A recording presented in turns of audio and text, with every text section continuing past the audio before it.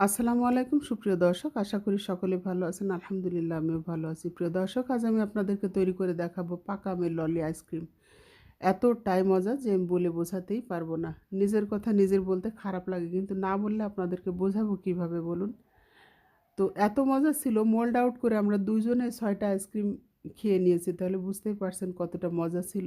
চলুন কিভাবে সেই সুস্বাদু ললি আইসক্রিম তৈরি করেছি শেয়ার করি। প্রিয় দর্শক, আমি ৩ টা আম নিয়েছি, ন্যাংরা আম নিয়ে ছিলে পিস, পিস করে কেটে নিয়েছি। তো এখানে আমি কিছুটা চিনি এড করে দেব। আর দেব সেজান জুস। যেকোনো জুস দিতে পারেন। আমি এখানে ২ টেবিল চামচ পরিমাণ দিয়েছি চিনি। আপনারা চাইলে চিনিটা আরেকটু বাড়িয়ে দিতে পারেন। আর এখানে সেজান জুসটা দিয়ে দিচ্ছি। আপনারা যেকোনো জুস নিতে পারেন। সেজান ম্যাঙ্গো জুস নিয়েছি। তো নিয়ে এখন ব্লেন্ডারে দিয়ে দিয়েছি। দিয়ে ব্লেন্ড করে নিয়েছি। এখন আমি মোল্ডে ঢেলে ফ্রিজে রেখে দেবো। তো আপনাদের কাছে যদি ফয়েল পেপার থাকে তাহলে উপর দিয়ে ফয়েল পেপার দিয়ে একটা ছুরির সাহায্যে কেটে কাঠি ঢুকে দিতে হবে। আমার ফয়েল পেপারটা বেশ পুরাতন হয়ে গেছে, সেজন্য আমি সেটা নিচ্ছি না।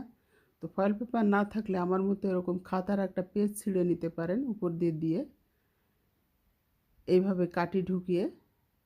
এই যে আমি একটা রাবার দিয়ে পেঁচিয়ে দিয়েছি আর কাঠি ঢুকিয়ে এখন আমি ফ্রিজে রেখে দেবো। আমি সারা রাত রেখে পরের দিন বের করে আপনাদেরকে দেখাবো।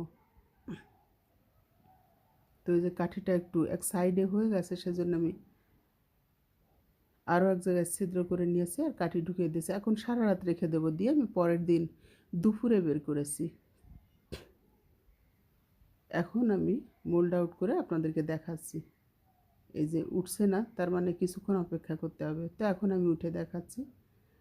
দেখুন কালারটা একবার দেখুন যে কত দুর্দান্ত, অনেক বেশি মজার ছিল। আপনারা একবার হলেও ট্রাই করেন। এই গরমে এত সুস্বাদু আইসক্রিম আর হয় না। এই ললি আইসক্রিম বাসায় তৈরি করে বাচ্চাদেরকে দিতে পারেন, নিজেরাও খেতে পারেন। অনেক বেশি মজার ছিল। তো প্রিয় দর্শক, এই ছিল আজকের আয়োজন। যদি ভালো লাগে একটু শেয়ার করে অন্যদেরকে দেখার সুযোগ করে দেবেন। সবাই ভালো থাকবেন। আল্লাহ